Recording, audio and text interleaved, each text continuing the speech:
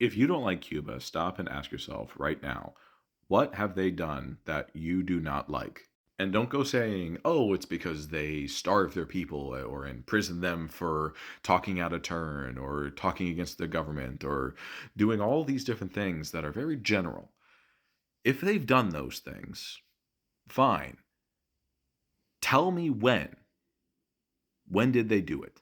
Because I don't know if I have ever heard of a specific example of any of these terrible crimes against humanity that apparently they are wanting to commit on a daily basis. Now, I've heard a lot of people say, oh, yeah, my family was forced to flee.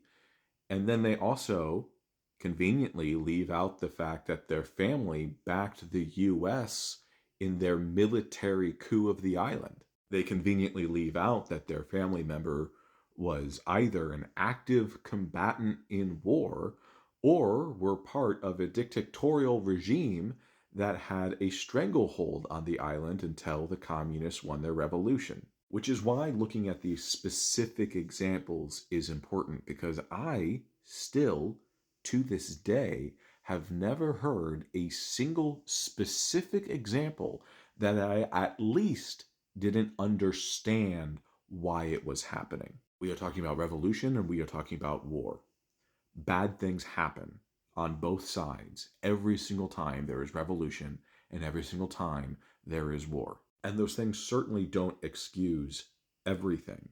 But it is an important piece of context that seems to conveniently always be left out whenever referring to Cuba's crimes. Because here's the thing, since the Cuban Revolution, what have they done?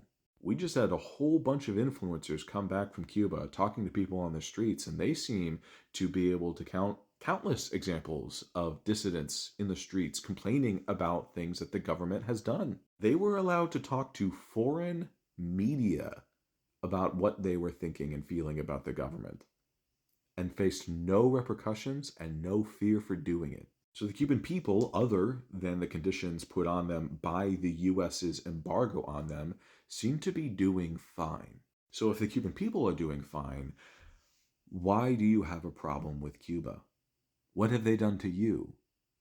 What are you afraid of? And again, don't get general. Don't say, oh, well, communism is bad. Okay, sure. Why? What policy? Point to its direct impacts and explain to me why those impacts are bad. Because I'm going to bet you're not going to be able to fucking do it.